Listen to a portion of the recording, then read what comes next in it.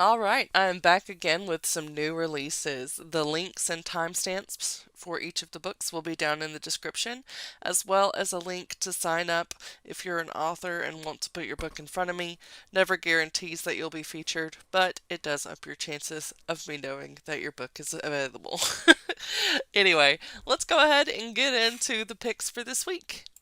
Love Light Farms by B.K. Borison comes in at 336 pages and is pitched as romance romantic comedy.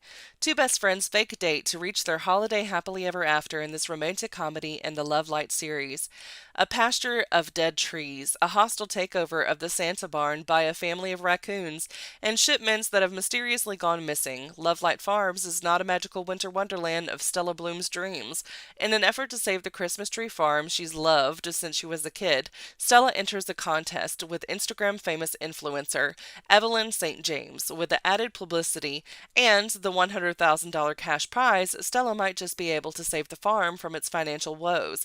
There's just one problem. To make the farm seem like a romantic destination for the holidays, she lied on her application and said she owns Love Light Farms with her boyfriend. Only there is no boyfriend. Enter best friend Luca Peters. He just stopped by for some hot chocolate and somehow got a farm and a serious girlfriend in the process. But fake dating his best friend might be the best Christmas present he's ever received. Love Theoretically by Ali Hazelwood comes in at 400 pages and is pitched as romance romantic comedy. Rival physicists collide in a vortex of academic feuds and fake dating shenanigans in this delightfully STEMinist rom-com from the New York Times bestselling author of The Love Hypothesis and Love on the Brain. The many lives of theoretical physicist Ellie as Elsie Hanaway have finally caught up with her.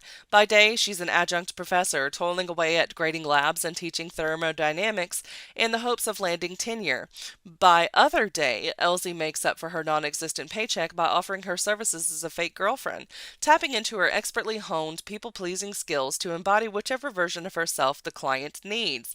Honestly, it's a pretty sweet gig, until her carefully constructed Elsieverse comes crashing down because Jack Smith, the annoyingly attractive and arrogant older brother of her favorite client, turns out to be the cold-hearted experimental physicist who ruined her mentor's career and undermined the reputation of theorists everywhere.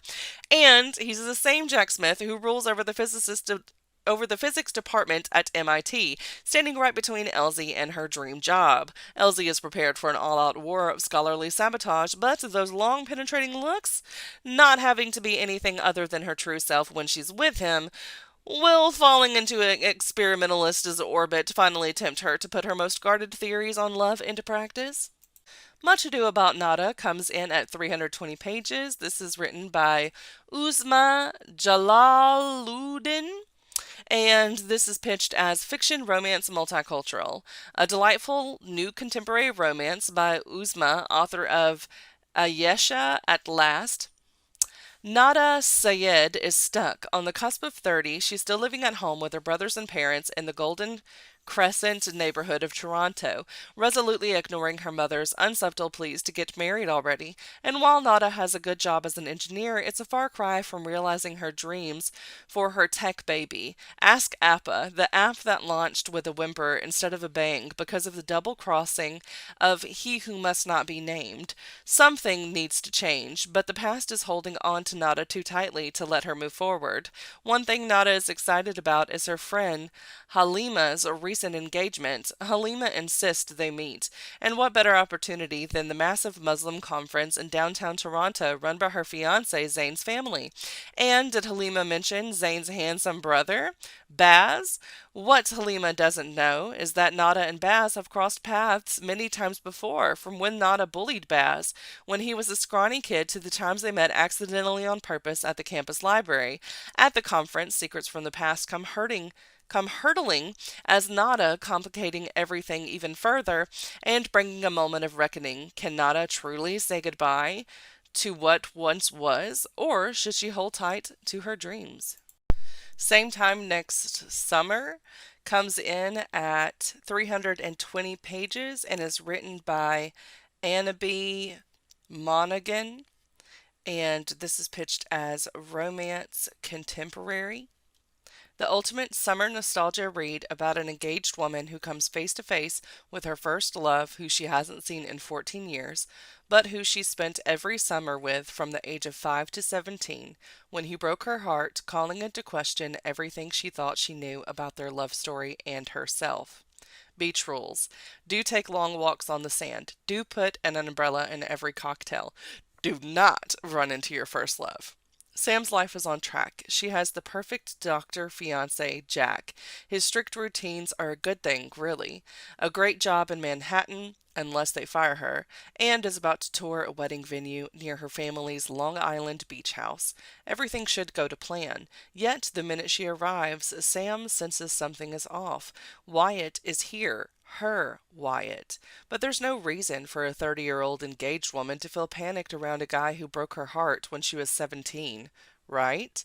Yet, being back at this beach, hearing notes from Wyatt's guitar float across the night air from next door as if no time has passed, Sam's memories come flooding back. The feel of Wyatt's skin on hers, their nights in the treehouse, and the truth behind their split. Sam remembers who she used to be, and as Wyatt re-enters her life, their connection is as undeniable as it always was. She will have to make a choice. The Summer Promise by Kia Brown comes in at 304 pages and is pitched as a young adult fiction romance LGBTQ+. 1. Blueberries. 2. Art show and shoehorn. 3. Lizzo concert. 4. Thrift shopping pop-up.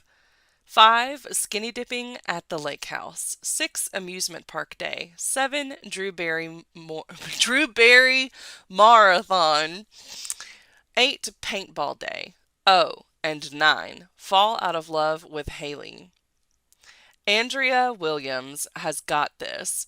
The best summer ever. Last summer, she spent all her time in bed recovering from the latest surgery for her cerebral palsy. She waited too long for adventure and thrills to enter her life. Together with her crew of ride or die friends and the best parents anyone could ask for, just don't tell them that, she's going to live it up. There's just one thing that could ruin it. Her best friend, Haley, finding out Andrea's true feelings. So Andrea will fall out of love with Haley, even if it means dating the cute boy George, who keeps showing up everywhere with a smile. Do we want Andrea to succeed? No. Does she? We're not telling. Kia Brown is a journalist, screenwriter, and author who has written for Teen Vogue, Elle, Harper's Bazaar, and the New York Times. She is also the creator of hashtag Disabled and Cute. Now, in her YA debut, Nerdy Queer Love, Kia leaves Kia gives us the perfect summer read and cast of characters to fall in love with. All right, that's all the books I have for this week. Don't forget to like, subscribe, share with friends, and leave a comment down below to let me know which of these books you plan on checking out, or if there's a different book that was not featured that you're planning on reading this week. And I will see you all next time. Bye!